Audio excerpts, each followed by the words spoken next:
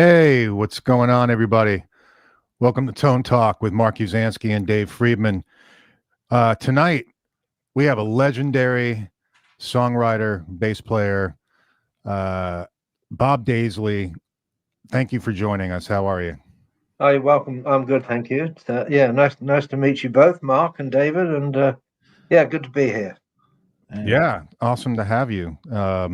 As I mentioned, I've been listening to you since my early youth years.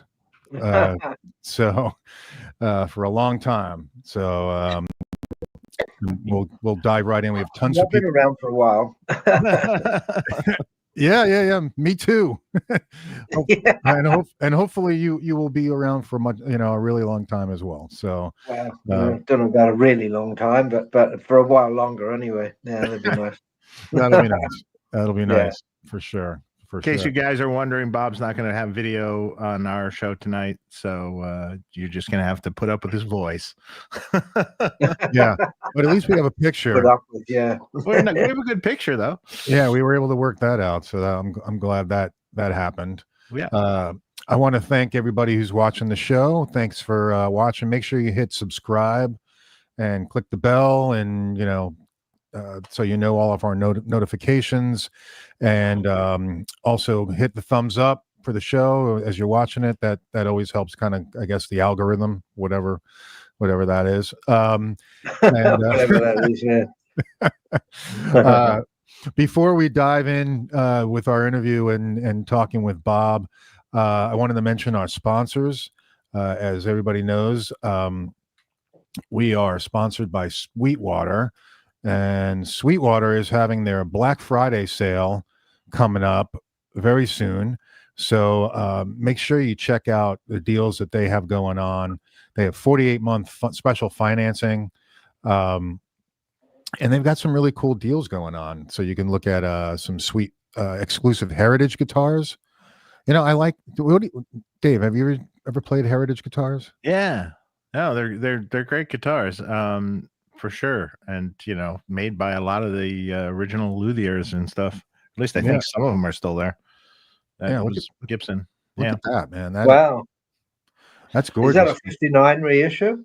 That's the Heritage. Heritage Guitars was the original Kalamazoo plant factory of Gibson. Right. Yeah, they've been around for a long time, but they still have some of the original guys. Okay. That were there, and they make I would venture to say, maybe a better guitar than a current Gibson. Sure. If they had this in Lefty, this exact version, I'd be buying it like right now. Yeah, you're cursed. I know. I'm sick. He's cursed. He's a lefty. He's cursed. Absolutely. I really am sick. But thankfully I'm okay to buy some stuff occasionally. So, but yeah, check out that's an awesome thing. So they've got, that looks good. Yeah, it's really, that's actually a reasonable price too for that. That is too, yeah. That's what I was going to say. Yeah, really good quality workmanship guitar. Yeah. American made. Definitely. I think that is. Yeah, it's. I mean, that's a Heritage artisan aged. Pretty sure. Yes. Yeah, that's gorgeous. Yeah. Yep. For the price, like I said, I would snatch that up. So there's some great deals at Sweetwater for Black Friday. Make sure you check them out and use our affiliate link. Okay, guys, if all you got to do is just check the description of any of our videos. You look there, you'll see that there is just the link there for Sweetwater. Click it. It looks just like the regular site. Go about your business, buy what you need, and nothing's added. It just helps our channel. So please do that on Black Friday. All right. And then we also have fixpedalboards.com, and I'll pass it to Dave. Yep. For all your pedal board little accessories that you need, your pedal risers, really cool little metal pedal risers. We use them all the time in builds that we do. And interface boxes and sliding rack shelves. We constantly use that stuff. So you go there. Yep. Fixpedalboards.com. As a matter of fact, I might as well show their site while we're here, showcase it. I'm not sure if we've done that recently. Give me a second. So here we go. Just to show Tim some love. Make sure you guys check out the stuff that he's got. All right. He keeps threatening to do a new website too, so that maybe one day that'll happen. Okay. And then also lastly, Thomann. Okay, Thomann.com for folks outside of the US. Please check out our link there as well. All right. I think I got all that stuff out of the way. Anything I forgot, Dave? No, you got it. All right, man. All right. We're on to talking with Bob Daisley. Legend. I'm so psyched to have you on the show, Bob. Oh, thank you. It's good to be here. Yeah. Yeah. I mean, not only the work that you did with Ozzy, working with Randy and Jake and all that, but of course Rainbow, Uriah Heep. Yeah. Gary Moore. Gary Moore. I mean, can we start with Gary Moore? Sure. Because I don't think a lot of people don't go there, and I'm a huge Gary Moore fan. He was great. He was one of the all-time great. He really was. Yeah, and he seemed like a nice, as they say, a nice bloke, right? Oh yeah. I mean, he was serious about music, and if you got on with it and were reliable and professional, we could have a good laugh once the work was done. But right, he had a great sense of humor, and he and I were always cracking up, laughing at something. It was a good relationship we had. We were mates and real sort of music buddies as well. Yeah, that's great. I mean, so how long did you know him, and how long did you, or how did you meet him, and how did you end up playing on his stuff? Well, Gary had a record deal with Jet Records, and the first time I met Gary would have been in at Jet Records in London in the 70s, because I was with Widowmaker and they were on Jet Records. Right. And Gary's band G-Force was on Jet Records as well. I think it was actually Sharon Arden then that introduced me to Gary.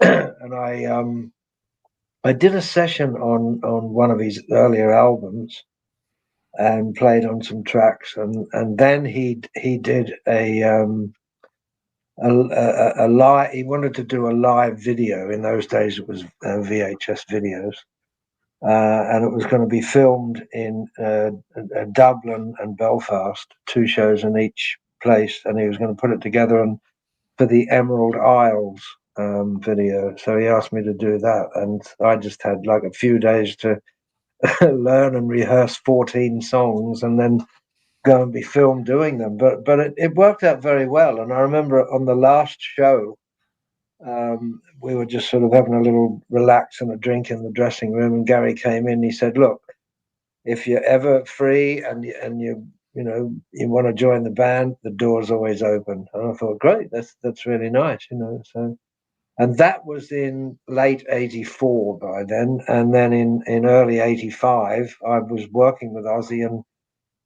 we had a bit of a fallout, as you do. Mm-hmm. And then I joined Gary after that permanently. It's a slightly longer story than that, but it's in detail in my book, for fact's sake, not for fuck's sake, for fact's sake. CTS, yeah, that's a book I need to grab, and everybody make sure you grab the book. Oh, you haven't read that? I have not read it, and people are loving it. They're giving it 5 stars, and when did it come out? Oh, about 10 years ago. You see, I'm behind. You're behind. It shows I what didn't read it either yet, but have a look at some of the reviews on Amazon. I mean, people are loving it, I'm really pleased, and I'm really grateful that they take the time to write really nice reviews on Amazon. That's they don't have to do that, and they do it, and I thank them all. So thank you, everyone. Yeah, it's fantastic. That's great. Is there an audio book as well? Not yet, but we're thinking about doing that because I've had quite a few requests.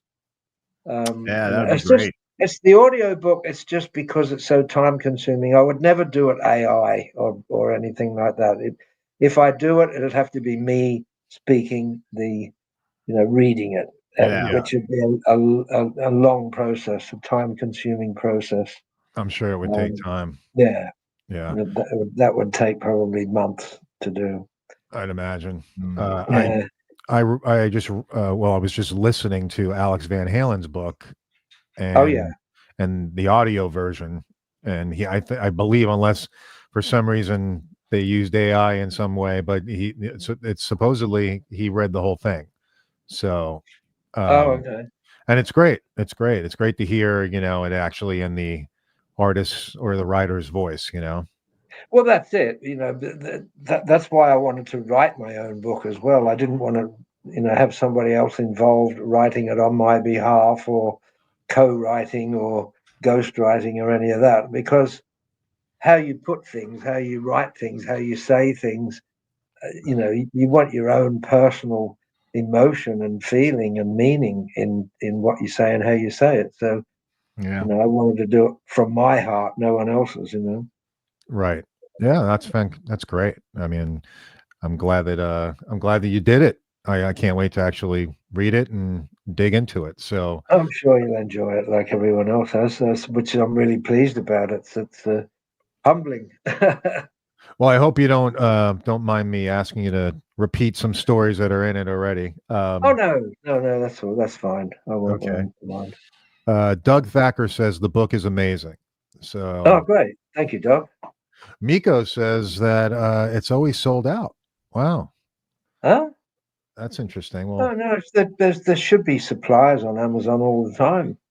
okay. Well, I'm gonna go on as soon as the show's over, and All right, yeah, have a look. I'll definitely And take it. please let me know if there's any problem or anything, because I'll get it sorted. Yeah, for sure. I'll let you know when I get Yeah. done. But so Gary Moore, um so which albums did you play on? Did you play on like Blues for Greenie? No. No, you didn't. Or Still No. Got the Blues? Yeah, I played on some of that. I was fortunate enough to do a track with George Harrison on that, which meant a lot to me, because I've always, since I was a young kid, I've been a Beatles fan. So to Right. be able to do a song with George, it was just, that's the ultimate for me. Oh, I'm on a track with a Beatle. So. Yeah, that's super cool. And George had great respect for Gary. They were mates, and I met George through Gary, and it all meant a lot to me. So. But Gary was very well respected by just about any musician you could mention. Yeah. So Yeah. I mean, Oh yeah. he played in Thin Lizzy. Revered by many people. Yeah, I think he was a fantastic guitar player. I really got into him when I was trying to learn a bit more of the aggressive style of playing blues. Oh right. And his stuff is just great. And the Blues for Greenie album, I love that album. Yeah. Well, Gary was he was a friend of Peter Green's, but he had great respect for Peter Green, and I personally think that Peter Green's one of the greatest white blues players ever. I would, for authenticity, and Yeah, I would agree. Yeah, he was great. It was Yeah. fantastic. There's always that comparison between him and Clapton, because they both played with what was his John name? Mayall. John Mayall. I was going to say Paul Butterfield, but but yeah, John Mayall. And but I mean, personally, I mean, the Beano album is fantastic, but so is the album. I think Clapton was probably at his best on that album. Some of the stuff on there is even better than he was in Cream, I think. Yeah. But I was a big Cream fan as well. I loved Cream, loved Jack Bruce's voice, his bass playing, Ginger Baker's drumming, unusual player, sort of not your average drummer. He was good. They were all so good. They really did name the band well as Cream, because they really were the creme de la creme. Wow. That's I never really thought of it that way. I never thought of it that way either. Yeah. Yeah, that's why they called themselves Cream, because that's how they regarded themselves. And they were cream. Yeah, they rose to the top. Yeah. And, wow, that's interesting. Cream of the cream. Yeah. Yeah. So did you? And you toured with Gary a lot. Oh, a lot, yeah. You read some sort of amusing stories, tour stories in the book as well. Oh, okay. Well, crazy. Any crazy stuff? Oh, No, no. well, I, I like this. Gary and I were big Monty Python fans, and there's that line in The Meaning of Life where Mr. Creosote comes into the restaurant, the giant, fat, big eating guy. Right. He says, "Oh, you monsieur, how are you tonight?" And he says, better get a bucket. I'm going to throw up. And so anytime anybody ever said, is that better? Gary and I would always say, better get a bucket after the, Python sketch. But one night, Gary and I were sitting in the bar in the hotel after a show, and we thought, oh, we'll just have a couple of drinks, because we're always very mindful to be on the ball and alert and professional at each show. Nobody ever went on stage either, hungover or strung out from the night before, or even, in any way affected, other than being on the ball and fresh and professional, Mm-hmm. But this one night we sat in the bar and we ordered a couple of drinks, and they were just like, what ridiculous amounts of money, because it was a nice hotel, and we said, bloody hell, we don't want shares in the place, we just want to drink, So so Gary and I went out with he had a sort of minder bodyguard kind of guy, and he came out with us, and we went out to a bar and just had a drink, and we thought, oh, we'll go back now. So as we were walking back, it started to rain a bit. This is in France, in Europe. And we ducked into another bar because it started to rain. So we had another drink in there, and then it happened again. We had about 3 bars on the way back as it kept on raining as we went out. So we got back to the hotel, and Gary said, look, let's just have a nightcap in my room. So we went to his room. We had a drink out of his minibar. We ended up cleaning the minibar out until about 3 in the morning. God, it was blasted. Now, that was really unusual for us. We never ever did that because we had a show the next night. Right. And I think it was at Toulouse. And I remember on the way we had to catch cars to the airport and then fly to wherever we were going. I think it was Toulouse. And I had my head out of the taxi just throwing up. It was only water, but I hadn't eaten anything. I couldn't eat anything. And when we got to the other end, we did the sound check and that. But we got on stage and started playing. I had a bottle of wine before I went on just to even out, and I felt fine then. I was okay. But Gary felt so bad, he had a bucket at the side of the stage.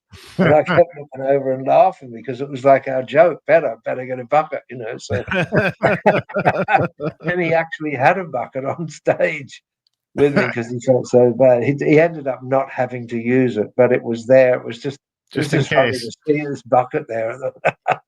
Yeah. Yeah. Oh man, that sounds fun. That sounds great. Sounds painful. Yeah, but getting there was fun. Hangovers are painful. Yeah. That's sorry. true. What was that? I was saying getting there was fun though. Oh yeah. All leading up. Gary and I were in his room, sort of. It got to the point where, oh, you're fucking great. Oh no, you're fucking great. It was like Peter Cook and Dudley Moore or something, So it's like he's saying to me, "Oh man, you're the best," and I'm saying, "No, you're the fucking best." And from then on, whenever Gary and I had a drink together, before we say, "All right," before we start, you're the best, I'm the best, right? Okay, yeah, let's get that over. And that was it. Let's think of something else to talk about. Yeah. Now, what kind of gear were you using back then with Gary? Was it still your EB3, or were you playing? No. I had the 61 Fender Slabboard Precision. That was sort of the workhorse. That bass has done a lot of recording and a lot of touring and a lot of TV shows and videos, and that's been the main workhorse. The 61 Slabboard Precision. That's a great bass. Can't go wrong with that. No, oh no, it was great. I remember I was in Chicken Shack when I bought that bass. Mm. I bought it in 1972, so the bass was only 11 years old when I got it.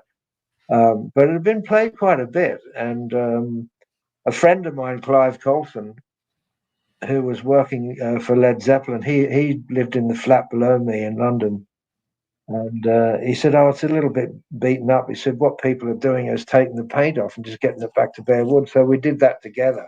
I mean, I wish I hadn't now. It's like it's on the list of things I wish that I'd never done, you know. Yeah. But because I did it with Clive, and now Clive's no longer with us, and he was a very close friend of mine, it means a lot that we did that together, and I've still got that bass, and because he helped me with it, you know, we sanded it and lacquered it and all the rest of it. So it's got a lot of personal meaning as well, that bass.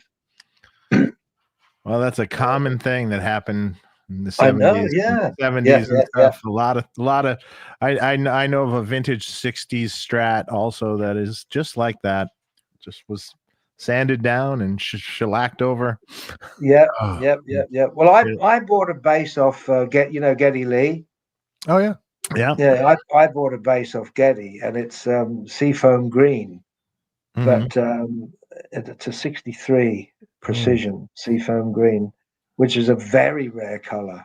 Yeah. But it had been somebody had painted over it black, and somebody after that had painstakingly taken all the black off to reveal the seafoam green underneath. So Wow. at least they didn't bring it back to bare wood and then do it black, you know. So Yeah. it was but that happened, you see, when you know, with certain colors, they became, or they were sort of had that stigma attached to them of this is a surfing color or whatever from the early 60s and that sort of thing, and then it became uncool to have this color or that color, and people either, you know, took the paint off or painted over them or whatever. And there's some very rare colors that got Sure. removed that way, just because, without, you know, it's obviously in ignorance. Nobody knew what was going to happen down the line and how Yeah, rare you didn't. certain colors become and become valuable. Yeah. Yeah, you didn't know that it was going to be. This was just a bass that was 10 years old, or you know, or Yeah, and plus back in the sort of, you know, if you go back to 60s and 70s and that, the provenance thing, you know, wasn't so attached to instruments. People would have things and say, "Oh, yeah, I just bought this off him or bought off that." I had a little practice amp that was Jimmy Page's, and it had Led Zeppelin stenciled on it that Clive Coulson gave me. He came up to my flat because he lived below me in the flat below, and he said, "Oh, Jimmy doesn't want this anymore. Do you want it?" And I said, "Yeah, I'll have it." And I took this little practice amp, and it had like a 6 or 8 inch speaker in it that Jimmy Page used. And it had Led Zeppelin stenciled on the back, but I ended up throwing it away. oh Jesus! How ridiculous! I know somebody should have hit me over the head with it. But that's the sort of stuff that used to go on. You know, when I was with Chicken Shack, Stan Webb had one of Jimi Hendrix's guitars. Ooh. That I think Clive got him that too, and he paid 200 quid for it, just because it was just a used guitar. It was a Gibson Firebird. Stan had that, and then when Stan went off it, he played it for a while, and then he thought, it's not really me, because he had a 59 Les Paul Standard anyway, which was sort of like one of the ultimate guitars, and he sold the Hendrix guitar for just a bit more than he paid for it. Oh. So yeah, the whole thing of collectability and all the rest of it back then was different to how it ended up. Right. Oh yeah. I mean, today, I mean, if someone would have told me back in the 80s that I could you know, keep all these video games that I had, like Atari video games and shit, now all that stuff is worth a fortune. It's crazy. Yeah. Yeah, You know, yeah, all that's vintage, right. you know, but Hindsight. who would have known? Or hindsight or is everything. VHS tapes, sealed VHS tapes are now like a rage and worth Are money. they? Oh, Yeah. okay. Yeah, it's who the hell would know, you know? Yeah, supply and demand, isn't it? Well, people are listening to cassettes again. I mean, I know. Yeah. Yeah, really? that's right. Cassettes. That was a terrible medium. Rewound it, and then it would fuck up. And I would rather listen to a CD than a cassette. Yeah. Personally, I mean, I suppose really the ultimate sound is if you've got a really good quality deck and really perfect condition vinyl. That's the ultimate, sonics, I yeah, suppose. But yeah, I don't mind CDs. The good old CD. yeah. I mean, I They're thought convenient and they sound good. they sounded good back in the day Yeah. for my ears. Yep. When did they come out? In the 90s? CDs?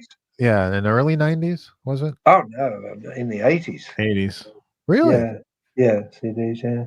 later 80s, I think. Didn't Like it? 88, 89, something like that. That's a good question. I'm not sure.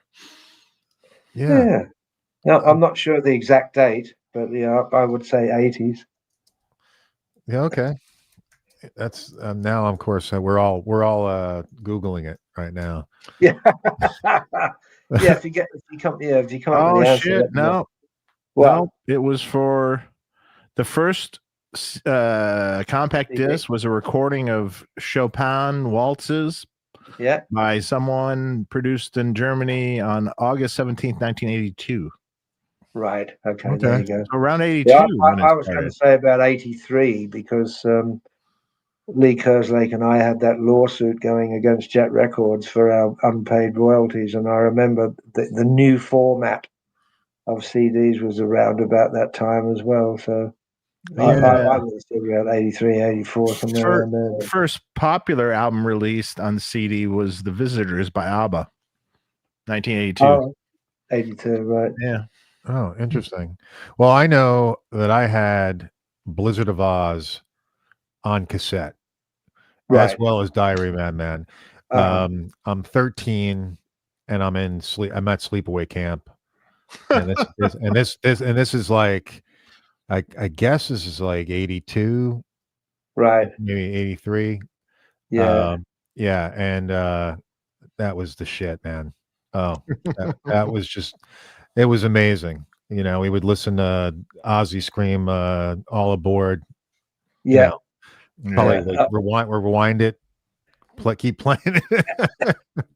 I've got actually a funny tape of Ozzy. Well, when we were writing that song, I've got lots of writing sessions of all those songs and different arrangements and us trying bits out and that sort of thing. But I've got one tape, cassette tape of Ozzy, of us doing Crazy Train, and he yells out, "All aboard, you cunts!"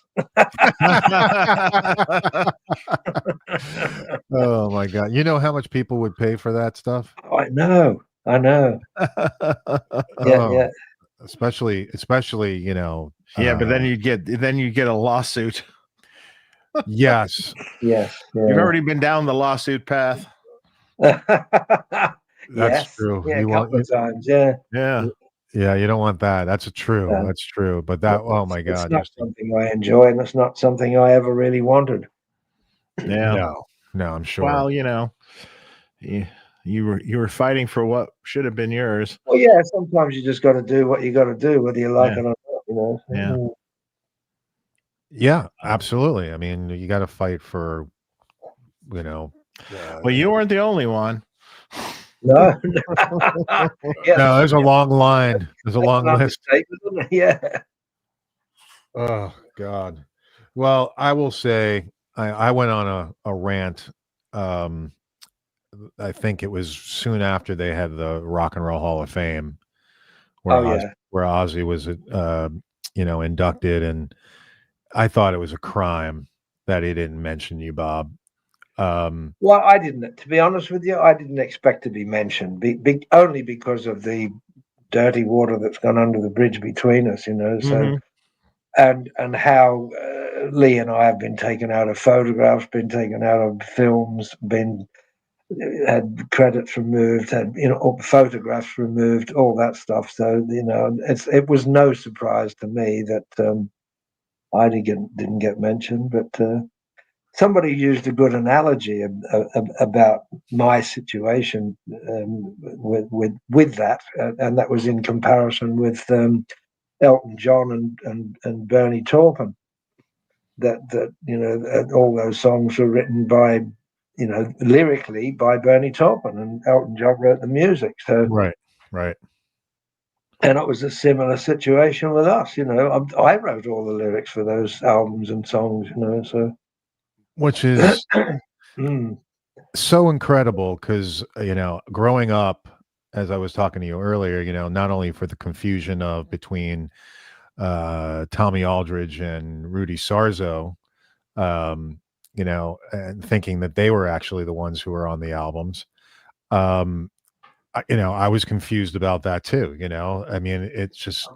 Well, there was a lot of confusion about that, and it was obviously out and out erroneous. It was wrong. It was incorrect. Yeah. They hadn't played a beat or a note on that album at all. Okay, they went on the road to promote it because Lee and I got ousted, but. And what happened there? What was the if you don't mind sharing, was there a particular reason? No, it's in the book as well, but I'll give you the quick sort of condensed version. Sure. We were on the road doing the Blizzard of Oz tour, 1980 UK tour, and the album was starting to be noticed and acknowledged, and started to go up the charts. I think it got to about 7 or 8 in the top 10, and it was creating interest. And Ozzy and Sharon were sort of pulling me aside and saying, let's get rid of Lee and let's get Tommy Aldridge. He's, Ozzy was saying, I always wanted Tommy Aldridge, blah, blah, blah. And I said, well, I don't want to be responsible for changing chemistry that's working. And this is working. If it's not broken, why try to fix it? And I wouldn't agree. And they kept on and they kept on, and I would never agree. And then it came time to do the second album. That was my title, by the way, To Diary of a Madman. Yeah. That's great title. Great title. Yeah. Well, it was just I got the idea from an old Vincent Price movie. There's a Vincent Price movie called Diary of a Madman. So that's where I got the idea from. But it wasn't a huge, big A sort of category film. But right. But he made tons of those movies, and yeah. Well, but he was so great. Appropriate for the time, because I remember I was walking up Holland Park Avenue. I lived in Holland Park in London. I was walking up the avenue with Ozzy, and I said, I've got a title for the next album. He said, okay, let's hear it. And I said, Diary of a Madman. He said, oh, that's fucking great. I love that. So he said, you come up with some great stuff, blah, blah, blah. And so we called the album that. But, that they kept on about getting rid of Lee, and I would never agree. So at the end of it, they got rid of both of us. Yeah. Great. And 6 weeks later, I got the phone call, will you come back and write and play on the third album? So really, I was supposed to do a third album with Randy, Ozzy, Tommy Aldridge, and Don Airey. And that was supposed to happen in 82, because Lee and I had reformed Uriah Heep with Mickey Box, and that was starting to do okay. We were doing all right there. And I was going to go in with Randy and Ozzy and do the third album in 82, but then Randy was killed in March 82. So that was put on the back burner and put on hold. And I ended up doing that third album, which was Bark at the Moon, but with Jake, and the following year in 83. So that's how the history of that went. And you wrote all the lyrics for that too? I did. And Jake wrote the music? Well, no, Jake had a lot of riffs, and he had some ideas. And I remember his words when we were in New York. We'd been rehearsing and writing at a place in New York, just staying in a hotel and putting stuff together. We did it like a day job sort of thing, all day, every day. And I remember at the end of it, because Jake was the new boy, and they were hard shoes to fill. Coming in and stepping into the shoes of Randy Rhoads is not an easy task. And Jake did an admirable job, I would say. I was trying to make him feel comfortable and relaxed and confident, and I said to him in the hotel room that on the last night, we were going back to London the next day, and I said, Jake, I said, you got some great ideas, you're doing really well, I'm really pleased with how this is going. I said, good stuff that, some of the stuff you've got. He said, yeah, but you turn them into songs. That's what he said to me. I remember his words. He said, Oh, "Yeah, he did you actually, talk-" I think he said that on the show. with Yeah, us. I Oh, think you great. did. Oh, Yeah. good. Yeah, Yeah, because and Jake and I worked well together. You know, he'd have a riff or a chord progression or whatever it was, and we'd sit on chairs opposite each other, and I'd make suggestions, and then we'd, you know, pull parts around and swap things about, or I'd come up with a new part for something, and that's how we did it. So I'd say more of the music was Jake's, but I co-wrote it with him. Yeah. And then I wrote all of the lyrics for all of the songs. Now, how Some did of you? the titles were Ozzy's. You know, he wanted songs called, you know, certain thing like "Bark at the Moon." That was his title, and I just sort of turned that into a Hammer horror movie sort of type Right. film, type song. You know, from a film. Hmm. Yeah, it's brilliant. Yeah, it's great. Yeah, I mean, especially for the time. I mean, when videos were coming out, of course, that video was huge. Oh yeah. He spent hours being made up for that too. That Yeah, guy yeah. did the makeup. I took. There's photos in my book of the gradual process of Ozzy being made up as the werewolf for Bark at the Moon. Well, werewolf movies were like big at the time. They had American Yeah, Werewolf in London, The Howling, yeah, a bunch of all these Yeah. that's right. movies. Yeah, Yeah, it was like perfect. yeah. And that song was, I mean, not only the video when it came out, but that song. I mean, the guitar. That was The great. guitar work is Jake perfect. was a Yeah, it's great amazing. player. I mean, I remember when I worked with Gary Moore. Gary used to, you know, comment on Jake. He used to, you know, praise him. Gary thought Jake was great. So did I. I thought Jake was Yeah. brilliant. Yeah. I mean, a very Mhm. different player as well because no trem. Everybody back then had the trem, Yeah, you know, yeah. and And the thing with Jake that he played the Randy songs, kind of like authentic Randy, but put his own stamp on them. Mhm, You know, mhm. so they were, you know, had been created by Randy's the riffs and the way they were played, but Jake did his own version of them and put his stamp on them, and I thought, yeah, you know, that's a good presentation of how to do that. You know, Yeah. And I heard you in an interview. You said that the writing process was quite similar between, you know, writing with Randy and writing with Jake. You know, you just pretty much sat down on a chair and yeah, across from each other and same just, with Zach. Yeah, you know, wrote stuff together, yeah. which which is really cool. And then once you had it worked out, I guess that then you brought in Lee and, you know, and or you brought in Tommy, I guess. Well, with the first album, we were auditioning drummers and writing stuff at the same time. So it was really Randy and me, you know, we were just sitting on chairs opposite each other working on, you know, riff ideas that he had, or, you know, the various bits and pieces of, you know, the tapes that I have. Sometimes you'll hear um, a middle eight in one song that ends up in another song, you know, because that's Right. how it went. But we'd sit there and work out stuff. And we'd get a rough idea of it, and Ozzy would sing a vocal melody over it. Now Ozzy's melodies were always good. I always thought that was an integral part, an important part of the song was the vocal melody. You know, the tune that he sang, So, and yeah, then I mean, I would fit lyrics to his phrasing and his melodies. Mm. And that's how we did it. And at those time, we had some songs sort of ready for drummers to audition with. You know, I think we had "I Don't Know," we had "Goodbye to Romance," we had "You Looking at Me, Looking at You," possibly "Mr. Crowley," and that those sorts of songs were. There was only a few songs that we had that drummers would audition to. You know.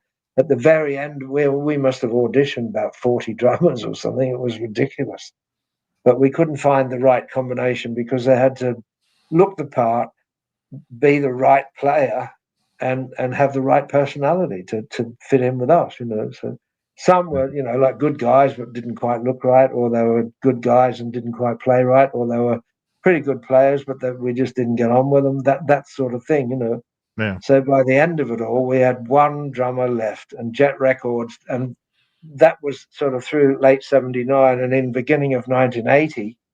Jet Records were saying to us, "Look, you've got to find a drummer soon because you need to go into the studio and start this album. And mhm. if you don't find someone, we're going to have to maybe, get a session player or something. And we thought, what? No, we want the band complete. Right. It was going to be called the Blizzard of Oz, and we wanted a band situation, not a session drummer and somebody to come in and just, do as they're told sort of thing. So we had one more guy to go, and we went down to Shepperton Film Studios, and Lee Kerslake was down there. And he'd been given a tape of a few of our songs. And the first song that we did with Lee was I Don't Know. And as soon as he started playing, Randy and I looked at each other and thought, here's the guy. This is the guy. Oh, wow. And we just knew straight away. Lee just fit. He had that sort of burly image, a bit like sort of John Bonham, and played that sort of style. And he was a nice guy, funny as fuck, good lad, and it just all fitted together. And the chemistry was right. It was the last piece of the puzzle. He was the Ringo of the band, the final piece of, the chemistry's right now. Now this will work. Right. Yeah, he had great drum parts for the songs. I mean, oh yeah, he was tasteful but aggressive, and he was strength and power, but also taste and subtlety, and yeah, he was just right. Yeah, not overplaying. Absolutely. No. Yeah. Yeah, for sure. Now, were you there when they found Randy, or where that was? Lee and I were in the air flying to America as Randy was being killed. He was in a plane crash early that morning, and we were in the air to start flying from London to Texas. I think we landed in Houston, and we were playing at a club called Cardi's. Big club. It was big rock club there in Houston, and we got there that night, and we didn't know that Randy had already gone, that morning. Oh, but wow. we were in the air flying from London to Houston when it happened, and Lee and I went down. The first night there was a night off because we'd just flown in, and we were supposed to play at Cardi's the next night. So Lee and I went down to Cardi's just to check out the gig, see the size of it, see what it looked like. And as we were walking in, the girl on the door, I still remember her name, Pam. She said, "Oh, aren't you guys with Uriah Heep? Didn't you work with Ozzy?" And she said, "I think some of them got killed this morning." And I thought, "What?" So Lee kept on walking ahead of me, and she said to me, "I think the DJ inside knows more detail. Go and ask him." So Lee went in. He was sitting at the bar. I went up. I saw the DJ and asked him, and he told me that Randy, the wardrobe lady, Rachel Youngblood, and the pilot had been in a small plane and been killed that morning. And it just bowled me for a six. And I went in. I sat next to Lee at the bar, and I didn't speak. And he turned and he said, "God, what's wrong with you? You've gone all pale." I said, "I just found out Randy had been killed." And Lee and I, we just had a look at the gig and went back to the hotel then, and we sat in the hotel bar drinking toasts to Randy, and we got blotto and cried and all that. It was very sad. No, terrible. Yeah. This is a terrible thing. Horrible. Yeah. Great, amazing talent, and when it came to songwriting, was he coming in with more form songs, or did you help him kind of form the songs as well? It was Randy and I wrote stuff together. He had some riffs, or he had a chord progression, or he had an idea, and we'd work it up together. And I'd suggest a part, or I'd change a part, or take a part out of one song, put it in the other, or that sort of stuff. But there was a lot of collaboration between us. It wasn't just Randy says, "Oh, well, I've got this song that goes like this," and it's like, "I've got this riff, let's work on this riff," and then we'd come up with ideas to expand or elaborate on whatever the basic idea was. See, that makes me feel better, as a guitar player, that I'm you come up with riffs, but at least I feel like I don't come up with like a full song for myself. It's kind of generally the way it has happened. You know, Oh, sure. it's Well, I've done that myself. I mean, I've had riffs myself, or a part, or whatever. It's always good to have someone else to sort of bounce off, back and Yeah. forth, ideas and suggestions, and try things out. It's Yeah. to write a whole song just by yourself it's not always easy, and it's always good to have someone to bounce ideas off and get ideas from. Yeah, well, you got Ozzy and Bob Daisley, you got Lennon McCartney, you know. I mean, seriously, I mean, everybody, all these greats had someone to bounce, off and Yeah, collaborate with. Yeah, of well, course. it's often being said that the Randy Rhoads Ozzy Osbourne duo was like Lennon McCartney or Jagger and Richards, but I might have something to say about that. Yeah, yeah. It Yeah. was a chemistry that worked. I wouldn't say that anybody was any more important than anyone else. If it had been another guitarist, it wouldn't have worked. If it had been another bass player, lyricist, it wouldn't have worked. If it had been another singer, it wouldn't have worked the way that it did. If it had been another drummer, we tried so many drummers, but Lee was the right guy. It was the overall chemistry that just all fitted together, and the whole was, as the old saying goes, the whole was much greater than just the sum of the parts. Yeah. Right, right. Well, I mean, they're all classic songs and classic albums. One of our first questions that we had from Michael Nielsen, one of our friends and viewer of the Yeah, show, wanted to know, from a recording perspective, yeah. how for yourself, did your recording change and your use of any basses change for each album, from Blizzard to Diary, and then Mark at the Moon, Well, etc.? that's actually a good question, and a good relevant question too, because the whole time that we were writing those songs, I was using my 61 Precision through an acoustic 370 bass stack. And on the tapes that I've got, it all sounds good. But when I got to Ridge Farm and we started recording, I thought, I'm just not happy with the bass sound the way it is, and it just it just wasn't doing what I needed it to do or wanted it to do. And so I thought I'd been in a band called Carvus Jute. That's Kahvasjute, Carvus Jute, when I was about 19, 20. And not in 1920, when I was about 19, when I was about 19 or 20. And I used a Gibson EB3 bass Right. through a Marshall stack. And I like that sound. I get lots of good comments about the bass sound on that album. So I thought maybe I'll see if I can get an EB3. I couldn't find one because they weren't that common, and I couldn't find one that I really loved and that was just like the one that I'd had. I had a 60, I think it was about a 69 EB3 originally.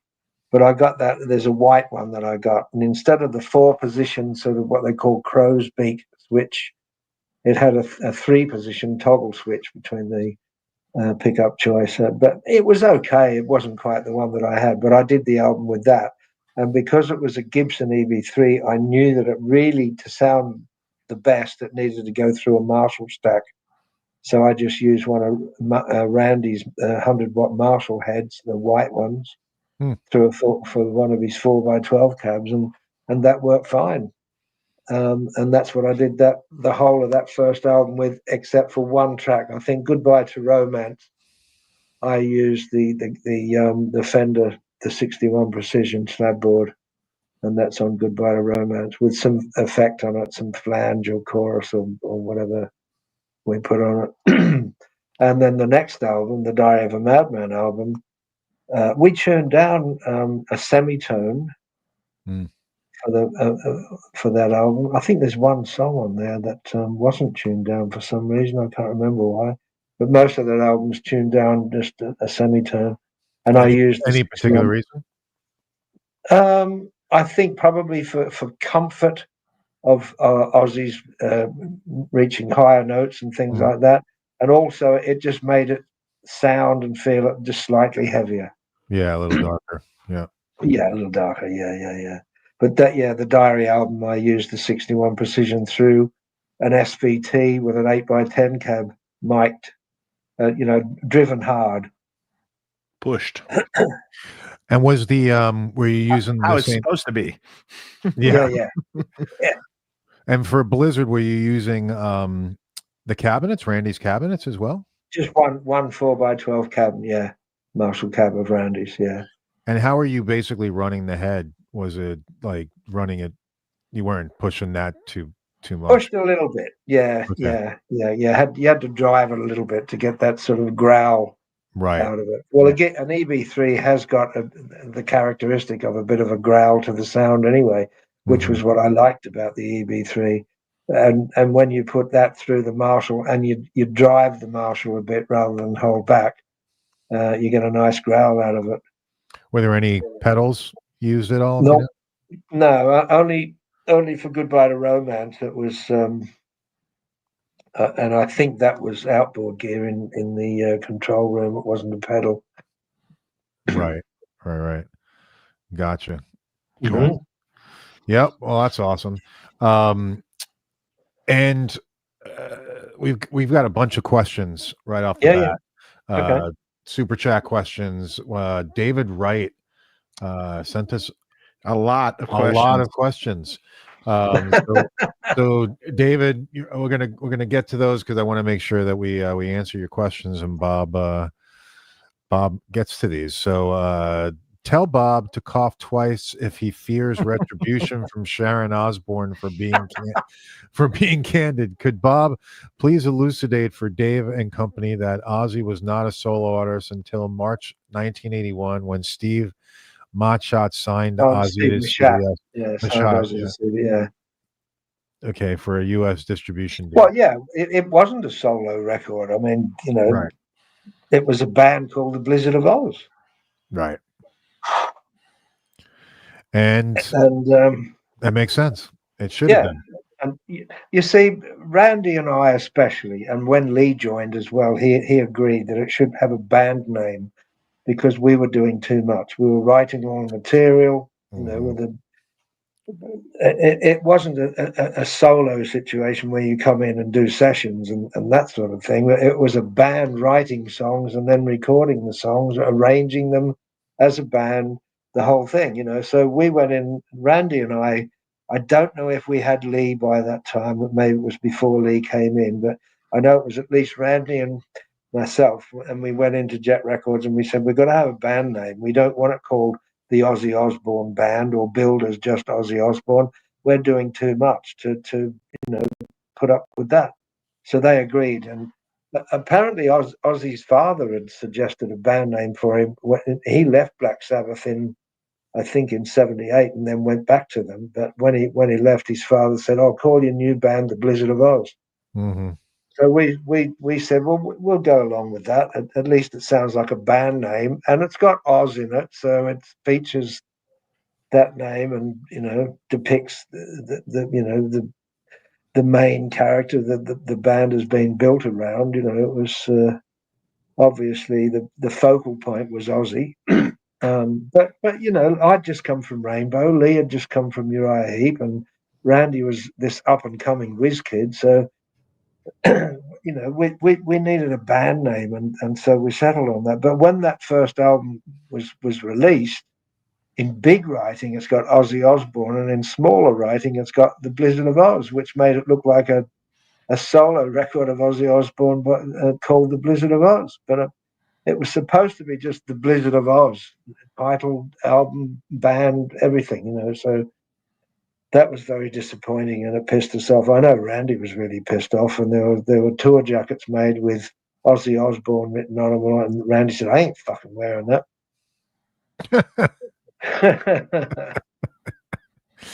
That's funny. Let me go to the next question here because Dave has a bunch of them. Okay.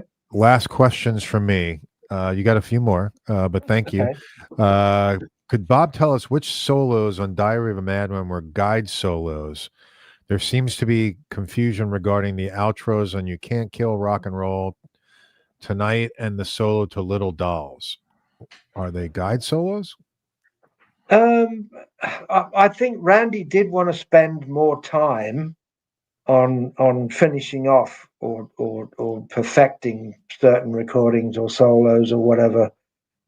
Because with Randy, it didn't go just into the studio and say, okay, let's try a solo. I'll try this. I'll try that. He worked out his solos note for note before he went in. So there was no, jamming or improvising sort of thing in his solos. He would go in knowing what he'd done because he used to come around and get my cassette player and Max Norman, the engineer at Ridge Farm, he would do a tape for Randy of that section, just of the solo over and over and over. So Randy didn't even have to change the tape or stop, press stop or play or rewind or any of that. It was just that section over and over and again on the tape, so that he could work out his solos. And then when he was satisfied, he'd go into the studio and record them. And the amazing thing is, he'd do a blinding solo, and you think, "Fuck, that's great." And he'd say, "Okay, I'll double it."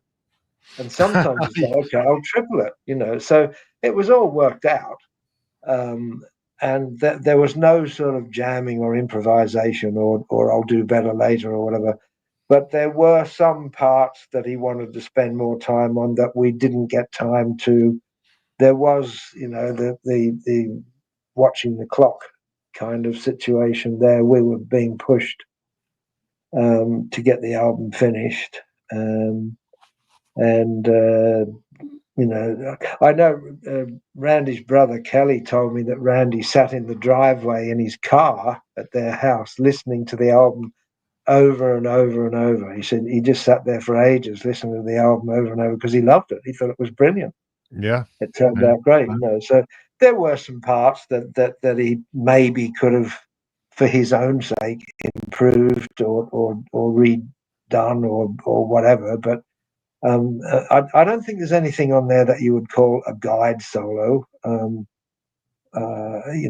Like I say, more with more. If we'd had more time, he might have spent more time on writing the solo ideas or re-recording them or whatever. But we just didn't get that time. So that was it. What you got, what you see is what you get, and that's it. On your bike, see you. Right. Exactly. Well, I mean, I think it's all awesome, regardless. So. Yeah, I mean, it is what it is, and people love it. And if anything got changed or perfected now, if there was a way of going back and saying, okay, let's redo that solo. We found this solo. It would be different to what people are used to, and it probably wouldn't sound right anyway. Yeah, for sure. 100%. It is what it is, and people love it, and so just leave it as it is. Dave, I don't know how to put it up on the screen. Other than I can read it then. Just use my phone. So Jake's watching evidently.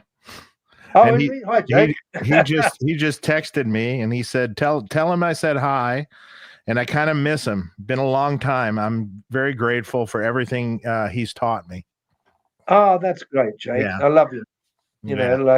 Blessings to you. And I often think about you. And we had some good times together, and we created some great stuff together. So, be proud because, you were great. That's awesome. That's legendary. And so true. I mean, regardless of the credits, and I wish you guys had the money to show for it, or a lot more money to show for it. The music is just fantastic. You guys have so much. I'm very proud of Bark at the Moon, and I think that album turned out great. I love that album, and I think in its own way, it's as good as the first two albums. Yeah, it's a bit different, but it's as good in its own way. It's a great album, and that's something to be proud of, regardless of the credit thing and the money thing and all that. We created something really special there, and at a time when it could have gone one way or the other, because it wasn't the original band anymore. Yep. Lee had gone, Randy had been killed, different keyboard player on Diary. It was Johnny Cook, not Don Airy.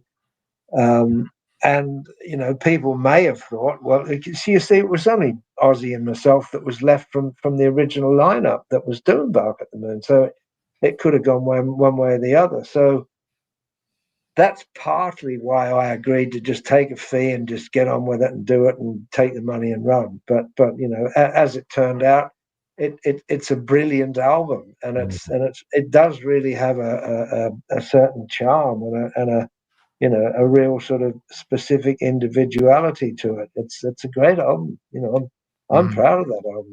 It's great. Yeah. I agree. My only criticism when we were talking about it with Jake was the mix, and I wish. Well, that's on the second record. Record. Oh, Ultimate Sin. Yeah, Ultimate Sin. Well, Jake was saying even for Bark at the Moon, he thinks that his guitars could have been a little bit louder, and that's always a possibility too. Yeah, I mean, it's true. Actually, they could have. Now I'm thinking about it. Yeah. Bark at the Moon was done in a hurry. It was. I mean, the mix. I flew to New York, and it was me and Ozzy and Max Norman. Not that Ozzy was always there, but it was just it was too rushed, and I said, this is not. It's not sounding good. Yeah, and it just it wasn't. We spent the time on recording the stuff and getting the songs right and the sounds right, and Jake worked on all these solo parts, and everything was good. And then the mix was rushed, and I thought that's a mistake. And I said to Sharon, I remember saying, it's too rushed. You need more time. And oh no, it'll be fine. I didn't, when the album first came back, Ozzy didn't like it. Mm-hmm. And so I didn't say, "See, I told you," but it was. I didn't have to say anything. I just let it roll, and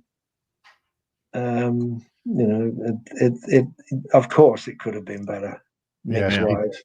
She talked Ozzy into it also, because that's what Jake said. Jake said that when he finally heard the mix and it was presented to him, he said he hated it also. Yeah. And then Ozzy was like, "That's it. We need to remix it." And Sharon said, "No. There's no time. We got to turn it in." Yeah. Which is unbelievable. Yeah. Dave Wright, could Bob give a shout out to Boots, Blizzard of Oz Truthers Society? Okay. Our main purpose is to make sure everyone knows those two albums were recorded by a band. Please make sure none of this money goes to Sharon Osbourne's next botched facelift. Oh, wow. A shout to Boots. Yeah, right. Yeah, that's great. Blizzard of Oz Truthers Society. I like that. That's brilliant. So well done, Dave White, and everybody involved. That's a great. It's nice to know that sort of thing is taking place and being said. Good on you. Absolutely. Well, we're not done with Dave yet. He has 3 more. Okay. Oh wow, he still does. You're right. Okay, Jakey Lee was on a couple of weeks ago, and he said there's no better. He is not better than Randy, and conversely, he did not think Randy was better than him, but he did laugh loud. I don't know what that is. He did loud Randy's advanced compositional writing. Do you agree with that sentiment? Yeah, people often ask me, you've worked with so many great guitarists, Steve Morse and Jakey Lee and Zakk Wylde and Randy Rhoads and Gary Moore, and who's the best? There is no best. It's like Jake was as good in the band and at writing and performing and recording and all the rest as anyone else. And I don't think Randy was better than Jake, or Jake was better than Randy. I think they were equally suited for the situation as it happened, So, but I would say, I know Gary Moore thought very highly of Jake. He loved his playing. He thought, so there you go, Jake. There's a feather in your cap, because Gary was so highly respected, and he thought you were great, Jake. So there you go, mate. And yeah, that's great. But and I would sort of agree that Randy's composition or his approach to music was a little unique in the way that he had more of a sort of classical flavor and influence in his playing. So that made him a little different. But everybody has their their differences and their strong points or their weaknesses or whatever, including Randy, including Richie Blackmore, including Zach and Jake and everyone else. But I love them all, and it's been my honor and privilege, and I feel grateful to having worked with all of them. Oh, sure. Yeah, it's amazing. It's a crazy, amazing career you've had, Bob. It's been an eventful life, and I do feel grateful for all the places that I've been and seen and things that I've done, and it's yeah, amazing, amazing career. Yeah. Let me ask you a question that I've often wondered before we go to the next question with Dave. Yeah. Did you? There was this rumor that Randy probably had he lived, that he probably wouldn't have stayed on with Ozzy, and he might have gone and maybe taken more lessons or gone to teach or explore more of the classical side of his path, and that he wasn't necessarily happy with being on the road and working on with Ozzy and everything. Is there any truth to that? Complete truth. Yes, that's exactly what he wanted to get his master's degree and study classical, and he did not want to be in a rock band anymore, and he wanted out. And once Ozzy found out, I wasn't there, but Tommy Aldrich and Don Airy told me that Ozzy punched him.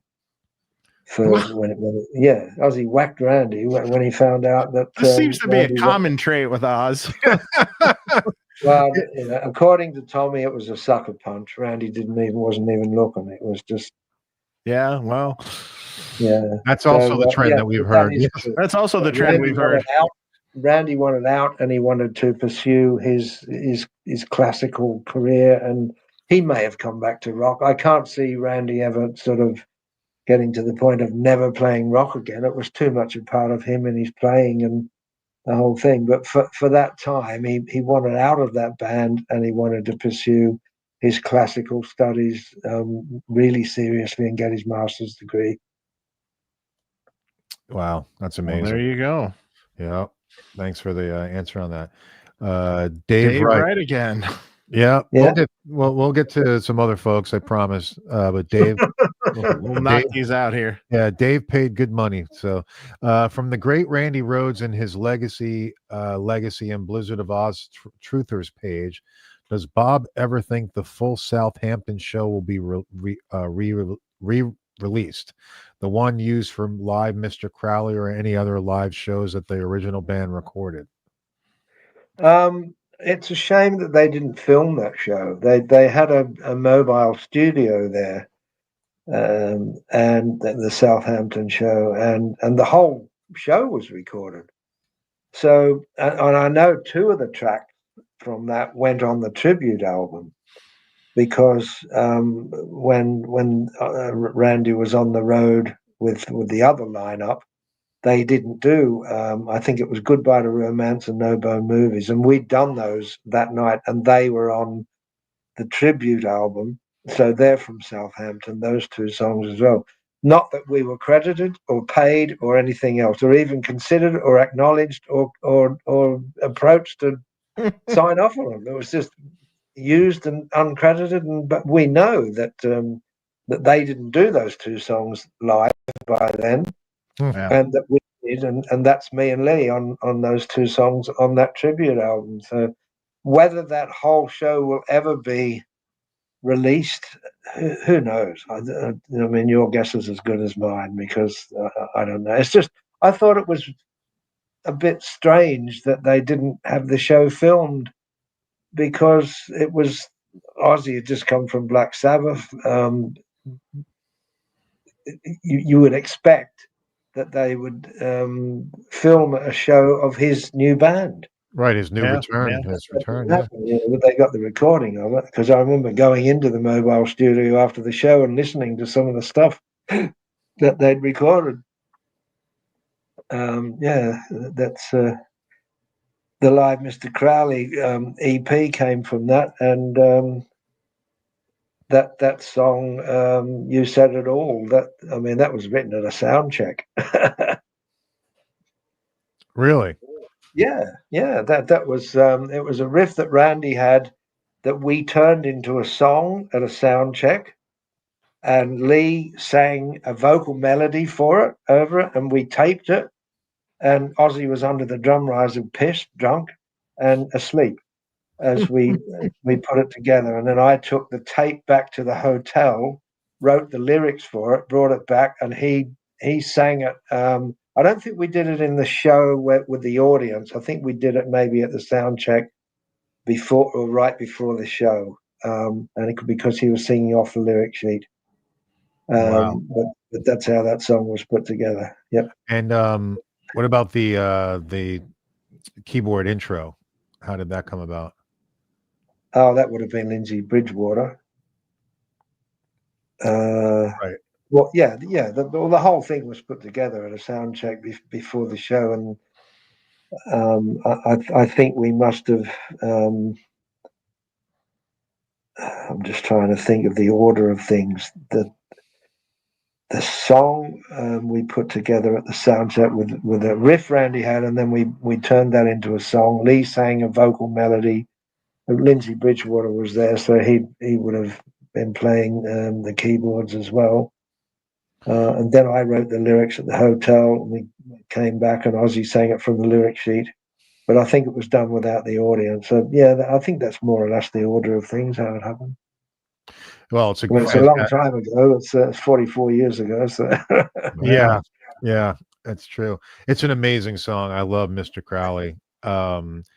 And of course, you know, for me, I first learned about Aleister Crowley from with Jimmy Page, and right. He was a huge. He was obsessed with Alice Crowley. Bought his castle and all that. But that was Ozzy's title, Mr. Crowley. He had that, you know, and I wrote the lyrics for it. But I didn't want to sound pro darkness or pro Satanism or any of that stuff. Mm-hmm. So I kind of did it in the vein of Crowley. What were you thinking? You know, so Mr. Crowley, what went on in your head? Right. You know, yeah, that's cool. Very clever.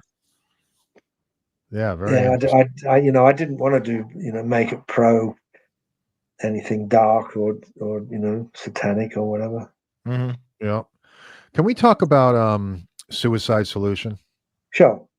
So obviously that song had huge press, let's just say, during the time where they wanted to ban, you know, or put labels on albums and everything like that.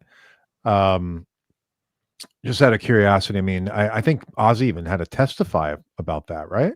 Am I right about? Oh, he got sued. Yeah.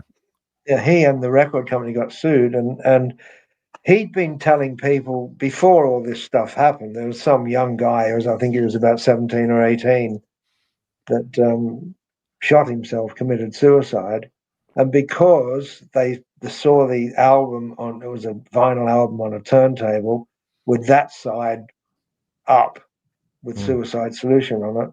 They said that must have convinced him or influenced him in some way to commit suicide. But if you listen to my lyrics on Suicide Solution, it's a warning against committing suicide with alcohol. Right. And Ozzy was my sort of inspiration for it. It wasn't really about Ozzy, but it was. I was going to say, what was your inspiration? Yeah. Even the title was mine. You know, it was like Suicide Solution, like solution as in liquid or fluid or you know, whatever. But it's, you know, suicide is not the solution to a problem, sort of thing. You know, it's suicide is slow with liquor. but you know, Ozzy was telling people that he wrote it about Bon Scott because Bon Scott had died in February 1980 because some idiot left him in a car overnight, drunk, passed out in freezing cold London winter. You know, it was February, freezing cold, and he died of hypothermia. Is that true? He died of hyperthermia? Because I had always heard, the crazy rumor Well, that he choked on his own obviously vomit. alcohol was involved because he was drunk and passed out. But Right. if they'd have taken him inside and put him to bed, he probably would have woken up with a hangover. But leaving him in a car overnight in freezing weather, February, winter, London, he froze to death. That's so sad. Terrible. Bon was a friend of mine, and it just, it was heartbreaking. It was horrible. Oh, so you knew you were friends with him? Oh yeah. Well, you'll read about that in the book too. That's Bon and I went way back to the '60s when he was in a band called the Valentines.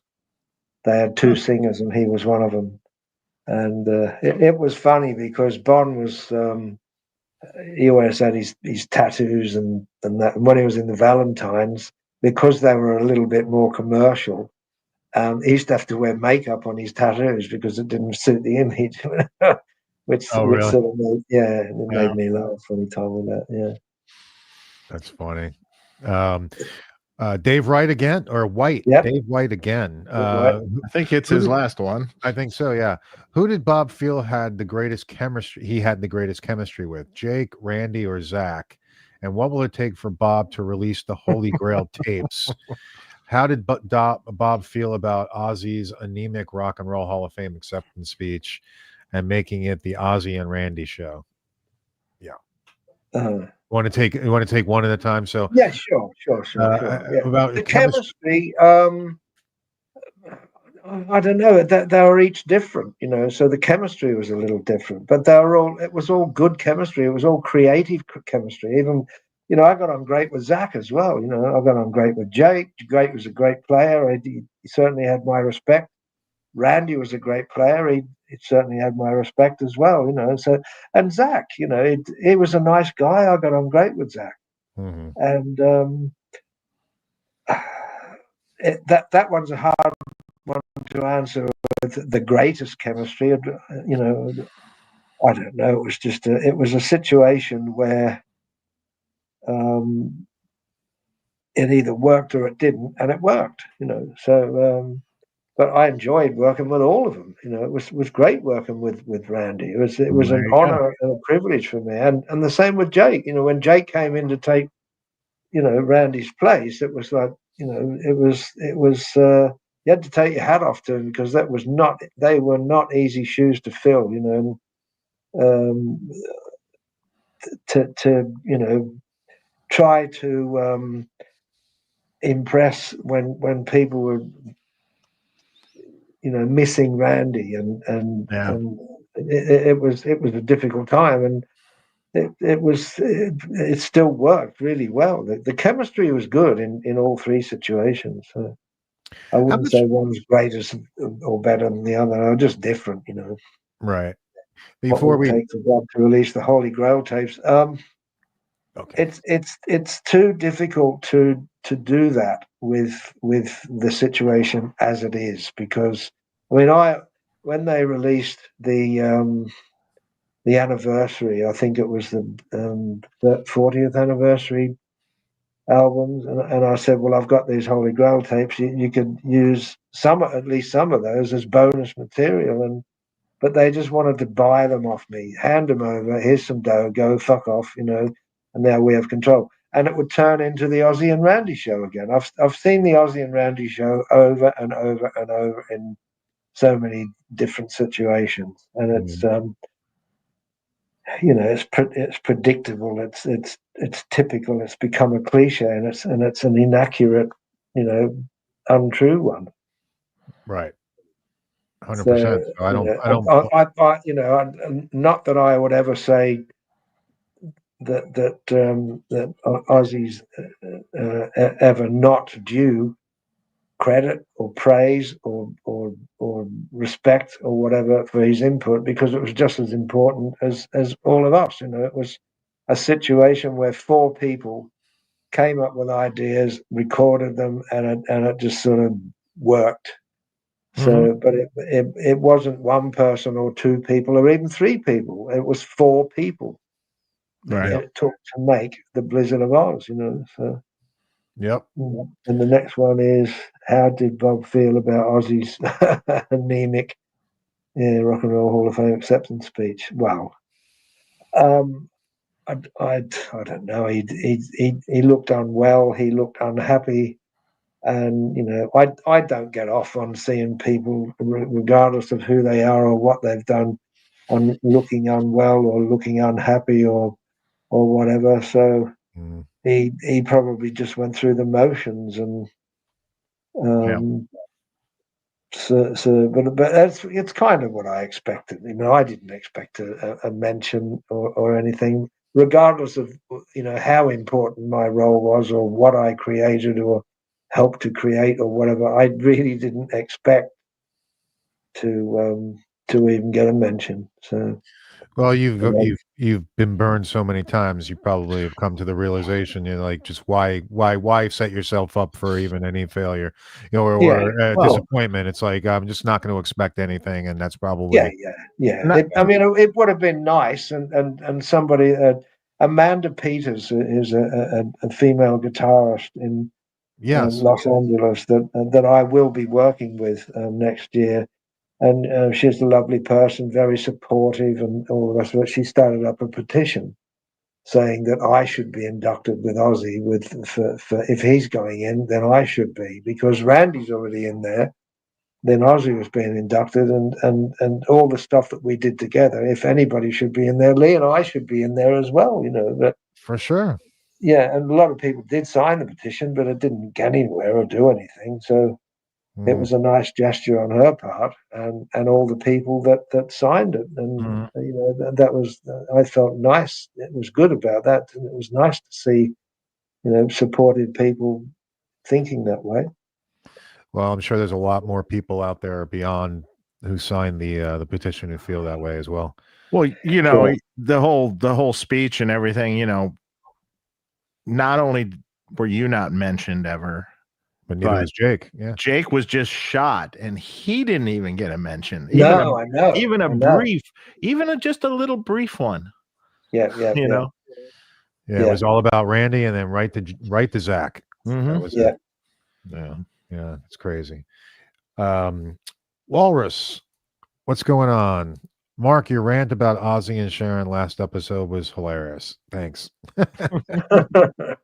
Yeah, I went off a little bit. I was quite pissed off, especially with the omission of you, Bob. I thought it was just, and of course Jake, both of you. I was just like, it's so wrong, and especially as a fan of Ozzy, it just makes you angry.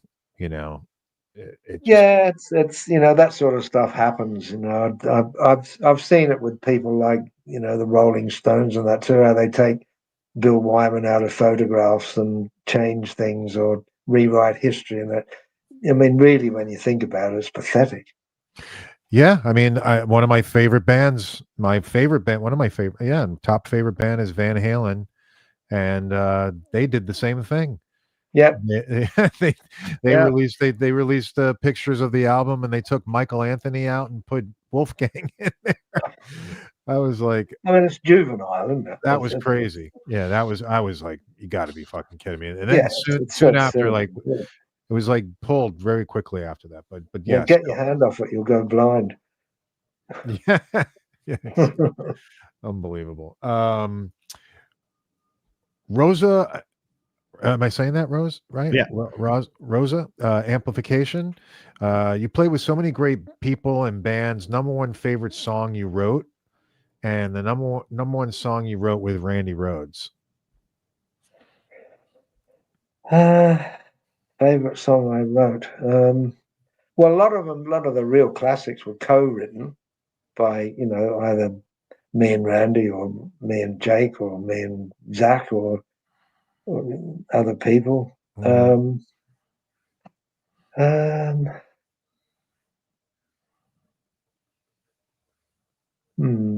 I suppose the one with Randy that always sticks out is Crazy Train, because it's become such an iconic, trademark song.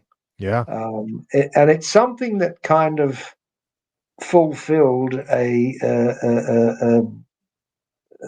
ambition of mine as a youngster, like when I was in my teens or 20s. I used to think I would love to be a part of a band and a song that becomes, from ground floor up. It's not a cover of a song. It's not a version of somebody else's song. And I haven't come into a band that's already been formed or whatever. I want to be a part of something that's from the ground up, from scratch, and that becomes really, really recognizable and successful. And I think Crazy Train has done that. It's been used on adverts on TV, in movies, in sports events, and it's I get so many comments too on from other musicians. And, oh man, the first day I heard Crazy Train, I love this or I love that or I love whatever it is, and I think the song has a nice message in it too, because that was my point. It's crazy, but that's how it goes. Millions of people living as foes. Why do we need to be enemies or foes when everybody could just get on? But it's obviously not that simple. But that was the basic message of it. So yeah, I'd say probably Crazy Train. And then I guess that works with the number one song you wrote with Randy as well. Yeah. No, it's an iconic song. I mean, it's played everywhere, sporting events. Yeah. No matter where you go, it's used. It's the intro is just, it's such a great riff. That F sharp, the pick slide, the whole thing, and your bass playing is just, it's so good. It really is. Yeah. I remember the day that we started. Randy said he had this riff, and we started working on it. And he had a pedal board with various pedals and effects and that, and it used to make quite a noise through his amp. Ozzy used to call him his chip pans because it sounded like somebody frying chips. But when Randy clicked on one of the effects for that, I said, "Oh, and it had a chugging through his amp with this sort of psychedelic kind of trippy sound, but chugging with it, and that was the effect that he had on his guitar." I said, it sounds like a train, but I said, it's nuts. I said, it sounds like a crazy train. And that was just my working title at the time. So we called it Crazy Train because of, what I said about his pedal board, his guitar sound and his pedal board going through his amp. Yeah. That's awesome. That's good. That's cool. One other question from Rosa Amplification. Yeah. Tell us your funniest story on or off stage. It can include chickens, bats, or whatever. Oh dear. Funniest story. Well, that's a tough one, I'm sure. Well, yeah, there's so many little ones that I remember them at the time of writing my book, because I'd kept a diary since 1975, and so I could go through the diaries and be accurate with dates and places and who was there and who wasn't and all the rest of it. And I took lots and lots of photographs, so it's all accurate in my book. But if somebody just puts me on the spot now and says, "Okay, tell us a funny story," I just have to. I'm trying to think what comes to mind. Well, being with Ozzy, there has to be some crazy shit. There's lots, and there are lots and lots in the book. Ozzy had a lot of funny sayings and that, which, well, we both did, I suppose, and we used to make each other laugh. And he'd say things like, "I'm not gay, but I fucked a bloke who is." Wow, I thought it was hilarious. Yeah. That's funny as shit. Yeah. Oh, one of the things that Jake said, were you there when Ozzy, this is for the Bark at the Moon tour, I believe, when Ozzy supposedly snorted a line of ants? Were you there? Yeah, that was Motley Crue opening up for us, and he was out by the pool with them. I don't think I actually saw him do it. He did do daft things, but I think they were trying to outdo each other. Right. Right. Exactly. So I didn't actually see him do it, but yes, I was on that tour, and Motley Crue were opening up for us. They were just starting to break big, and I mean that was a good tour for putting arses on seats, So Yeah, sure. because our album was doing very well, and their album was doing well, and yep. But I didn't actually see him do that, but I wouldn't be at all surprised if it actually did happen, because Well, Jake said it did. yeah, He said it well, was if a he spider saw it, he though. said it did, then it did. Yeah, he said it was a spider though, not a line of ants. So, which actually makes it worse. Like a spider is even like freakier. Like just Yeah. that going up your nose. Yeah. Stefan S. Any particular Jakey Lee stories? Was Jake's rig or tone very loud, as people tend to say? How did you find it compared to Randy's tone? Thanks so much. That's an interesting question. Yeah. Yeah. Jake had his own tone. He didn't. That's the good thing about Jake's sound and his playing. He sounded like Jake. He didn't sound like Randy. He didn't. I mean, he interpreted those Randy songs and riffs and guitar parts in his own way and put his own stamp on them. So they became recognizable as, yes, this is a song that Randy recorded, but this is Jake's take on it. And that was really good. And his guitar and amps. I mean, I don't remember them being sort of ridiculously loud or anything. It was just what was needed and what was, it was impressive. It was great playing, and consistently good. They weren't sort of, oh, you weren't so good tonight, or that wasn't as good as last night. It was always good. It was.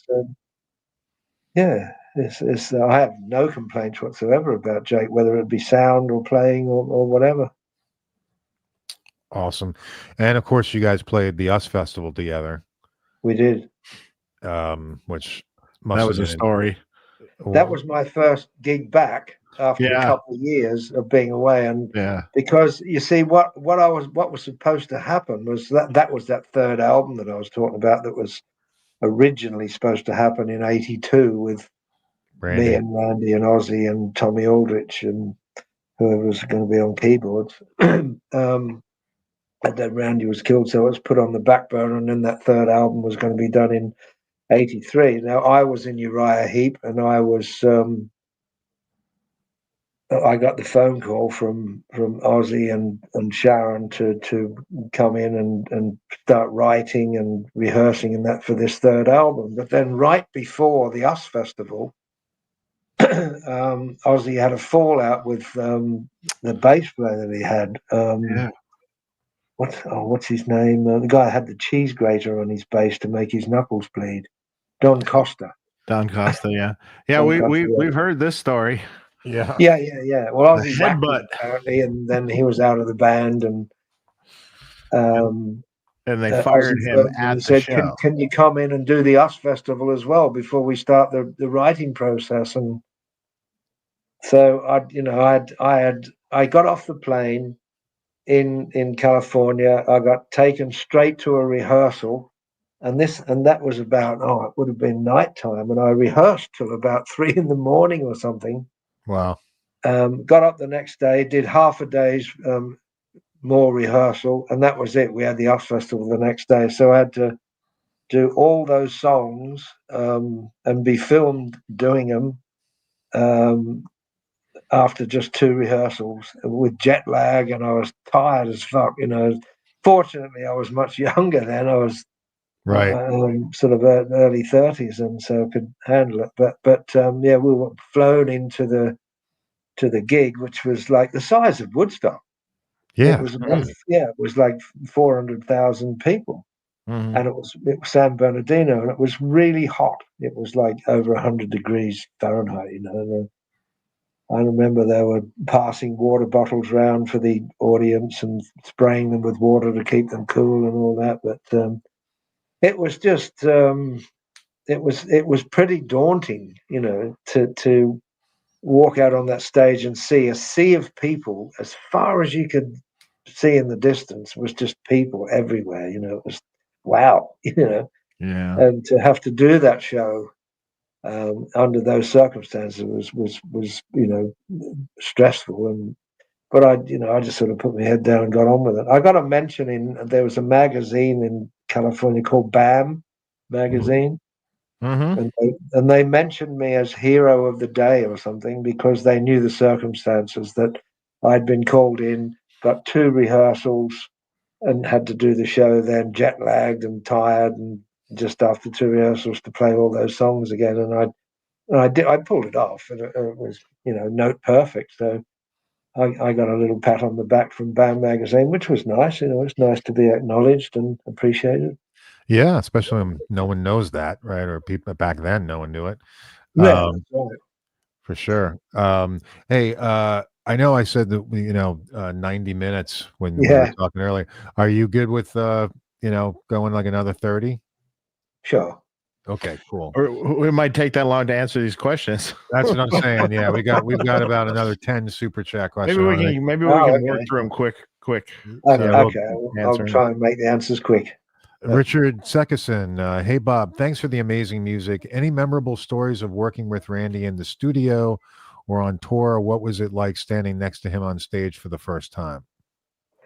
Well, I was sort of conductor, if you like, on stage, because Randy would always look at me for when changes came and that, because don't forget it was a new band, and we were playing new songs for the first time live, and there was some lengthened arrangements to make the show long enough, because if you got just one album out, that's all you've got to play to. We did do a medley of some of the Sabbath songs. We did Paranoid and Children of the Grave, and I think maybe War Pigs or one of those. But we had to stretch out some of the other songs and put new bits in, or stretch out parts or whatever. And Randy would quite often look over to me, and I'd give him the nod, sort of thing. But the whole thing just was enjoyable because it just worked. We could feel it even in the studio when we worked in the studio, and we after a while of recording those songs, and we started listening back to them, we thought, hang on, there's something special going on here. Mhm. And it really was. It was, first of all, it was just, okay, let's make an album. At the time, the times were sort of, everything was punk or Mhm. disco or new wave, and what we were doing could be considered dinosaur or old hat or old fashioned or whatever, but we didn't think about that. We didn't want to sort of, oh, let's do this because it's in vogue, or let's do that because it's might get airplay, or it might be a hit, whatever. We just thought, we'll do what we're good at, we'll go in, do it, and then just, if people like it, great. If they don't, well, we can't help that. So we just did it from the heart. But after a while of listening back to what we were doing, we all started thinking, well, yeah, there's something special going on here. This is working. It's sounding good. So Yeah. that was a magic moment for me, and I'll never forget it. Yeah, I was going to say that's got to be such a great feeling when you Yeah, when you yeah. realize like this is When you've special. created something and you Yeah. think, wow, this is what we've done here. This is special, and it's got something. Yeah, That's a great feeling. absolutely. Uh, Rosa amplification again. How are you, man? And I know that this has been pretty well documented. Right. But if you happen to remember, what gear did Randy use on the Blizzard of Oz and Diary Madman records? And did Randy use his pedal board on all the songs? And what settings did Randy use on his Space Echo? I doubt he knows that. It might be a little too detailed. Yeah, I doubt that. Yeah, that sort of detail, I don't know. I mean, that's 44 years ago. Yeah. That's kind of, it's almost like saying, and what did he have for breakfast that day? Yeah. Exactly. What supplements was he Well, using? obviously he had his 2 white 100-watt Marshall heads and 2 4x12 cabs, but I used one of those. I used one of the heads and cabs for recording my bass parts on the first album, and Randy used the other. But Mhm. yeah, he used his pedal boards and that. But what pedal he used on what song and at what settings, I don't know. I mean, I didn't make notes or even make mental notes, and it was because, don't forget, it was all new, and we didn't know that one day we would need to know. It was just us getting and then play some music and Exactly. record it. Yeah. You didn't think it was going to be a But historic. speaking of breakfast, there's one little funny story, and you'll hear it at the end of Crazy Train. You hear that little voice that sort of Yeah. it's sped up, and what he says, it was an egg. Oh, it was an egg, like that, and because it's sped up, it sounds like that. But it was this roadie that we had there just for a little while to help out, and his name was Richard, and he was telling a story about somebody put an egg in his bed. And so when he got into bed, it went pop, and he had a broken egg in his bed. And he was telling the story. And at the end of him telling the story, he said, "Oh, and then I found out, oh, it was an egg. It was an egg." And we'd recorded him telling the story, but we just used that last little bit at the end of the Crazy Train. So you hear Richard say, "It was an egg. Oh, it was an egg." Like that. It's set up with this weird effect on his voice. It sounds, and that's where that comes from, and that's what that means. And That's awesome. Yeah, that's a great little piece of information. I never knew that. Yeah. I always wonder what the hell that was too. Yeah. That's Richard saying it was an egg. There you go. That's cool. I think there might be a photograph of him in my book with, because there's some photos from Ridge Farm and that, when we were doing that album. That's awesome.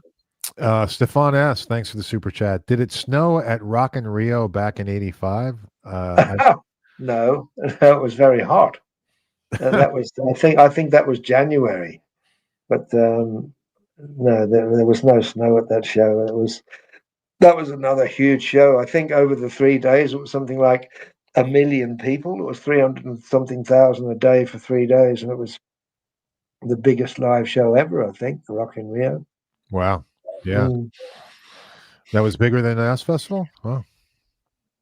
Yeah. Well, the size of the audience every day, I think, added up to more than any other show. I see. Yeah, makes sense. Yeah. Over the span of a few days. Yeah. Yeah. Sloppy Fingers. Hey guys, Bob, kudos to your book. For fact's sake, enjoyed it. Dave, honest opinion on an 84 JCM 2205. Not my favorite. I don't really care for those channel switching ones, although many people have made good use out of it. Tom Morello, for one. Not my fave. Okay. Logie Bear. What's going on? Thank you. Thanks for all the great content, guys. Just got my hands on a Run 50 from a local store in Virginia Beach. First tube amp. It's so killer. Bob is the man. Thank you for the great music. Well, cool. Enjoy. Thank you. Well, awesome. Thank you, Logie Bear. Yes, thank you. Douglas Elbert. Thanks, man. Don't see a super chat question, but thanks for the contribution. TK. Thanks, Dave, for the fastest product support a customer could hope for. Help with my RRX. And thanks, Mark, for all you do on the channel. Hey, thank you. I appreciate it. Dave, opinion of the old Groove Tubes SE2 speaker load? They're so much better now. Not that great. Next one, Zach Zedris. Oh, this is a good one. Thanks for getting Sykes out of retirement for your Gary Moore tribute album. How'd you do that? Yeah. I just, funnily enough, I listened to that album just the other day. It's called More Blues for Gary, but More spelled Moore. More Blues for Gary. It was a tribute to Gary, and I got some great players on it. And yeah, John Sykes did a track on, and there's lots of great people on that album. But I'm really proud of that album because it turned out so well, and I got some great players and singers on there. Jolene Turner, there's John Sykes, there's the Eric Singers playing drums on it. There's lots of great people. Steve Lukather, Steve Morse, some great players on it. So if anybody hasn't heard that album, I recommend it because I like that album. I'm proud of it. That's good. That's awesome. How was it working with Steve Lukather?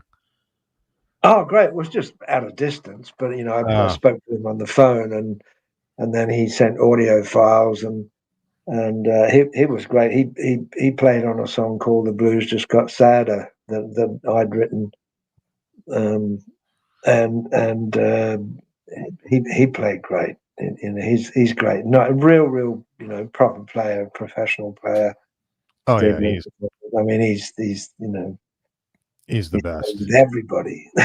Yeah, he's amazing. He is, and one of the nicest people out there. He's such a pisser. Oh yeah, So he's a funny. gentleman. Steve Morse is like that. He's what a wonderful player he is, great musician, Yeah, but a gentleman. yeah. I heard he was having problems with his hands, or Yeah. He's overcoming it, and he did sort of certain exercises and things like that. But good. he did have some restrictive things going on. Yeah. Oh, I wish him well. Yeah. Well, thanks for the question, Zach. Amanda Peters. Amanda, thank you also for hooking us up with Bob and getting us contact information and everything like that. Yes, thank you, Amanda. Yeah, she's great. Yeah. Was there ever an idea for an album or songs you never got to write that you wanted to?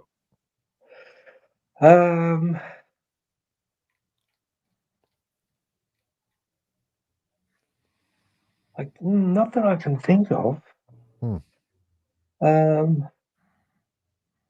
I mean, there's probably ideas that I've got jotted in a book somewhere that if I looked, I might think, oh, I haven't done anything with that. I should do something with that. There's probably a few sets of lyrics and lyrical ideas or song titles and things like that, but nothing that is specific that's really big of like, oh, I still haven't done that. I wish I could.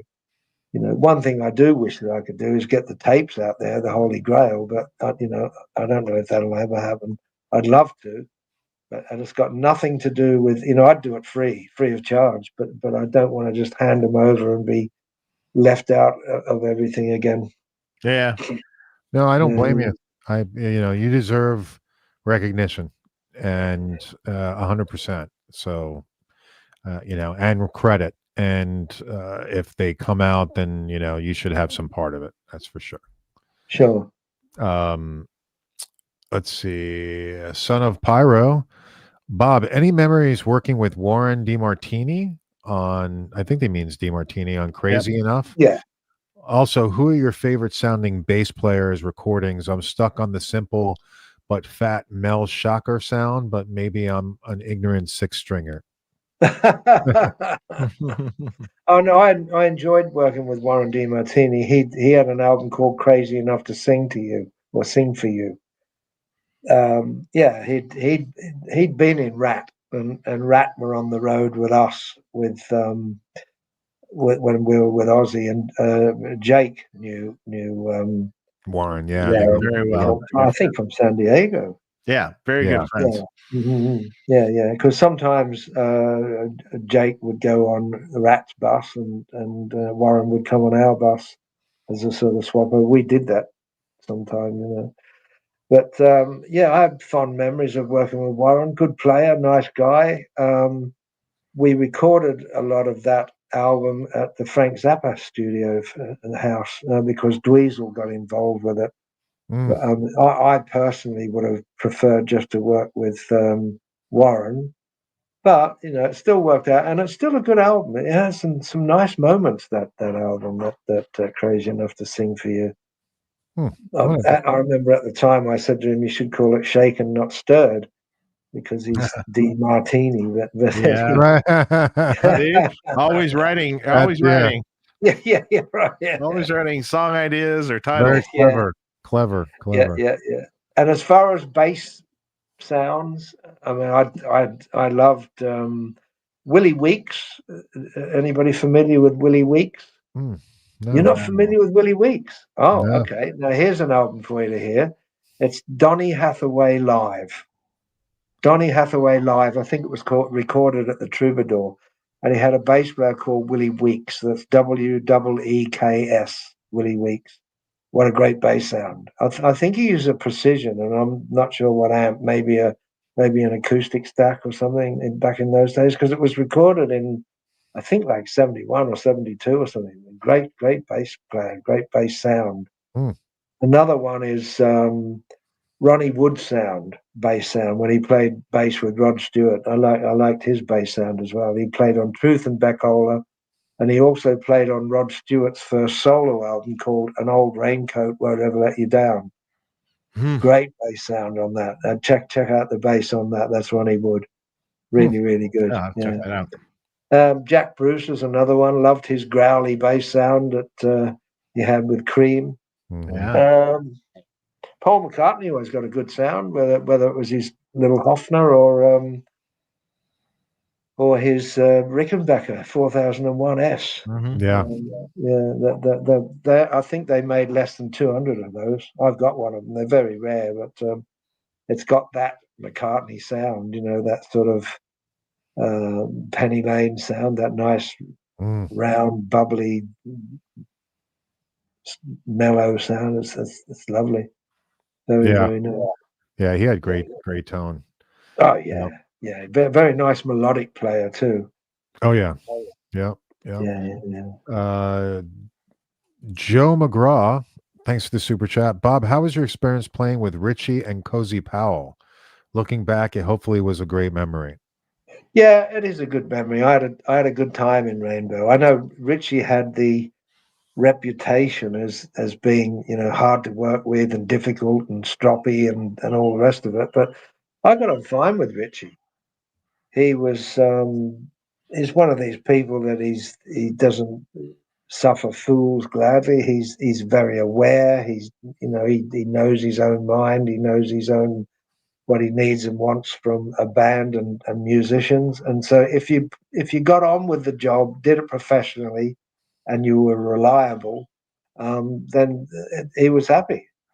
And and Richie's got a very sort of Python-esque sense of humor. He's great. He can be very dry, but he's very witty, And Cozy was I think we were all in Rainbow. We were all Python fans, and we're always reciting lines from, one Python sketch or another. Right.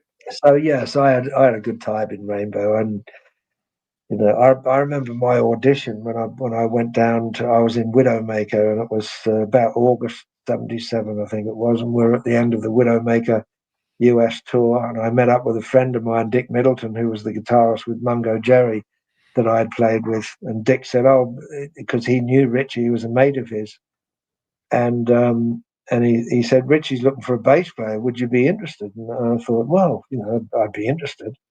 So I met up with Dick and Richie, and we had a beer. And the thing with Richie was he wouldn't audition people unless he knew he could at least get on with them, or to start with. So there was a little social audition to start with, and he said, "Come down, have a play."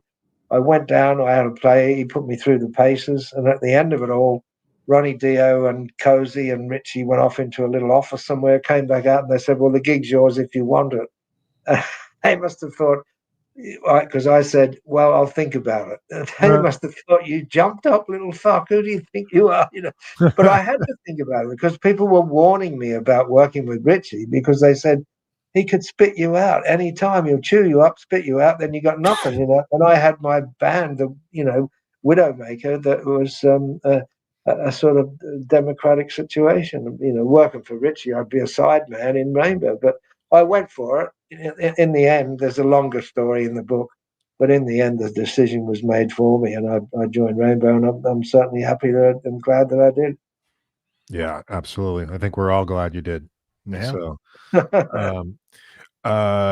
Matthew Kuhn, thanks for the super chat. I love the song "Little Dolls." Was there a particular inspiration for the song? Thanks, Bob, Dave, and Mark, for the show tonight. You're welcome. You're welcome. I don't know how. To be honest with you, I don't know how that came about.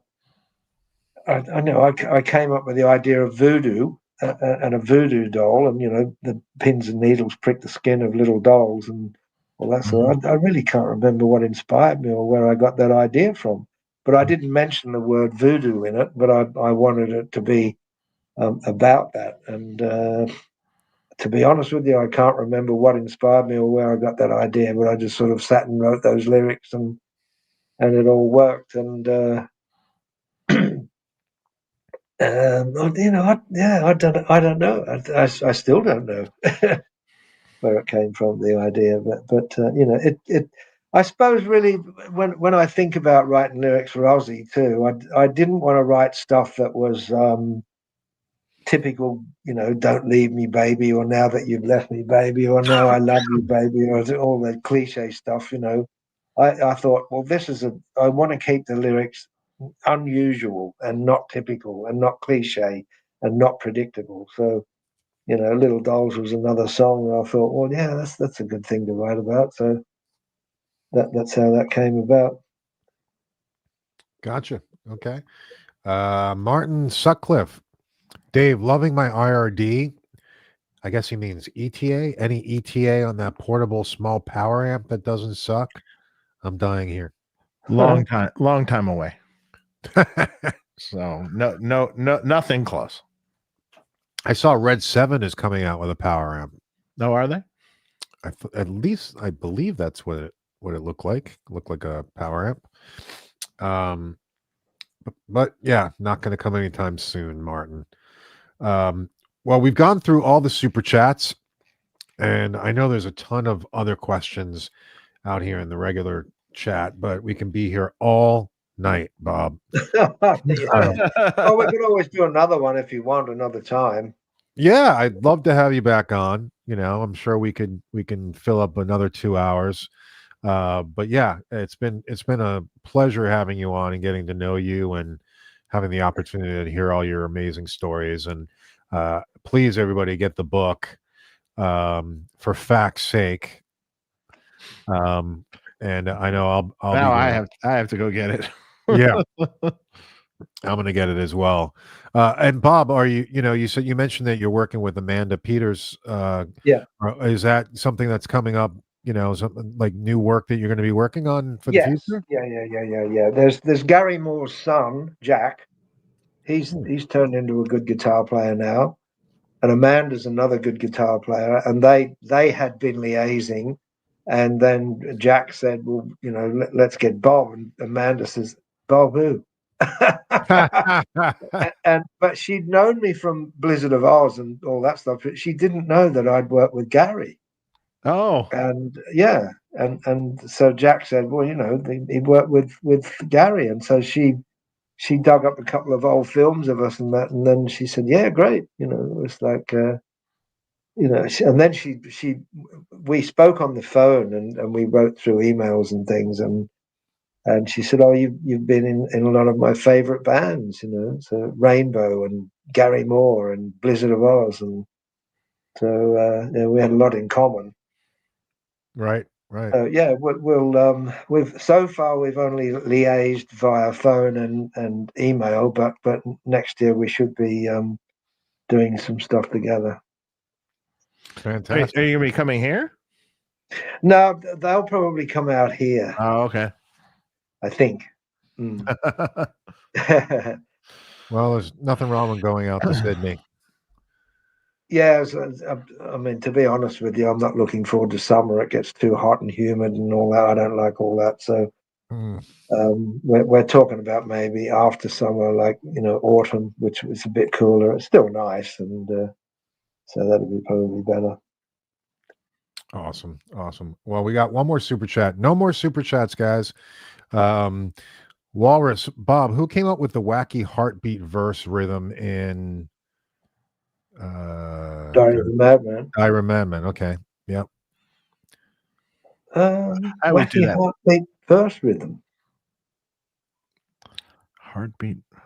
Well, I think it goes dun dun dun dun, like Oh, Diary of, it's very staccato. Yeah, with the weird timings and yeah. It was something Lee and I just did to what Randy was.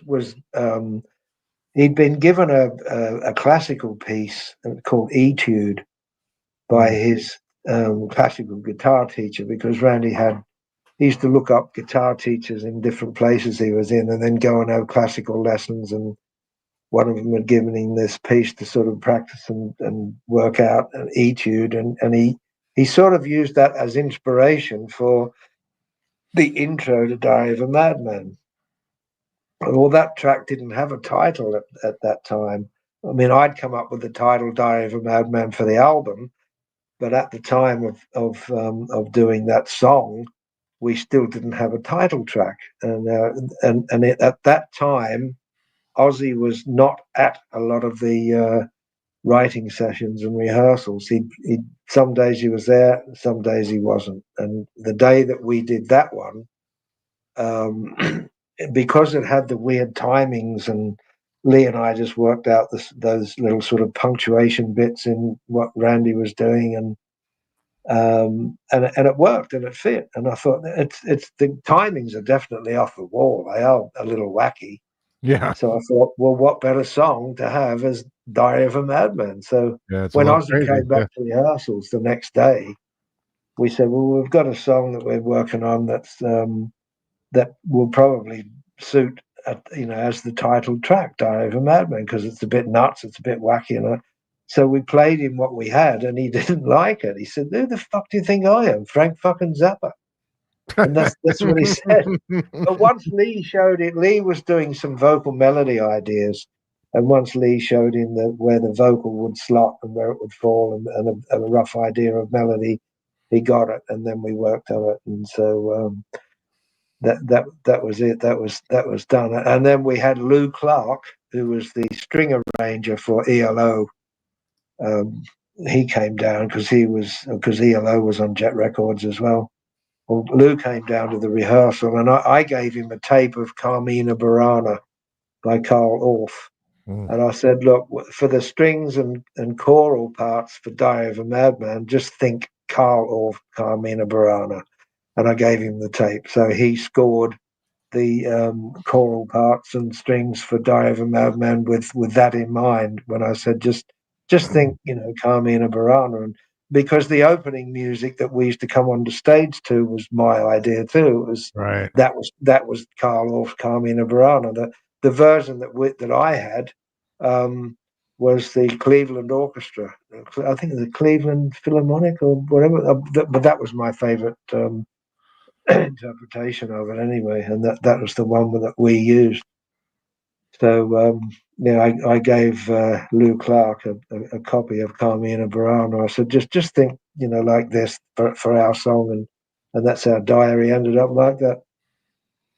That's amazing. Well, it's a fantastic. There is a funny little story when Lee and I were ousted from the band. Patsy in the office in Jet Records phoned me up, and she said, Ozzy and Sharon want to know what that piece of music that you chose to come on stage to is called.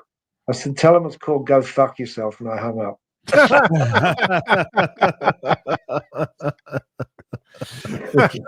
Perfect. Yeah, that works. That's Perfect. so great. But they use that to this day, that Carmina Burana piece of music to come on stage.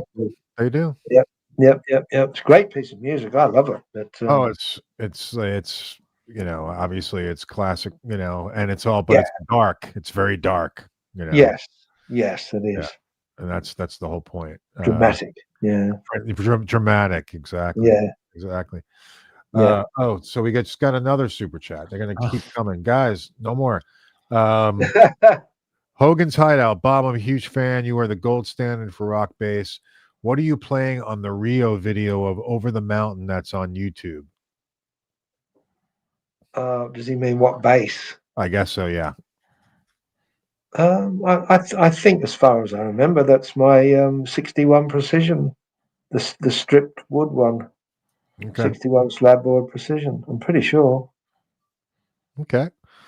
Well, Hogan's Hideout, thank you for the super chat. Everybody in the chat, thank you so much for watching. Everybody watching the show, everybody who's made a comment or put in a super chat, we really appreciate it. Bob, thank you so much for coming on the show. It's such a pleasure to meet you, and I wish you well. I wish you all the best. It's been my pleasure. It's been good. Cheers. And thank you, Amanda, for introducing us and teeing this up. And, it was amazing. It was amazing. And love to you too, Jake, if you're still listening. Well, you're going to have some contact information there. I just sent it to Mark, so Mark will probably just send it over. I'll forward it over to you, Bob. Yeah. Okay, great. Yeah, okay, Jake, I'll be in touch. And Guys, have a great weekend. Make sure you hit subscribe. We're going to have more content like this, and Dave and I will be back probably for an Ask Dave show probably in a couple weeks. Okay. Yeah, if you want to do another one, let me know too, and we'll tee something up. Yes, Yeah, absolutely. we'll just give a little break and then we'll come back. Sure, You know, we'll do Yeah, that. yeah, You know, and we always like to do part twos if it's been a good, fun, Right. fun hang. You know, Yeah, absolutely. of course. Okay, great. Well, Bob, hang on one second while we say goodbye offline, and everybody have a great weekend. And we'll Love to all. Yep. Thank you. We'll Thank talk to you. you. Take care. Cheers. Hang on one second. What am I doing? There we go.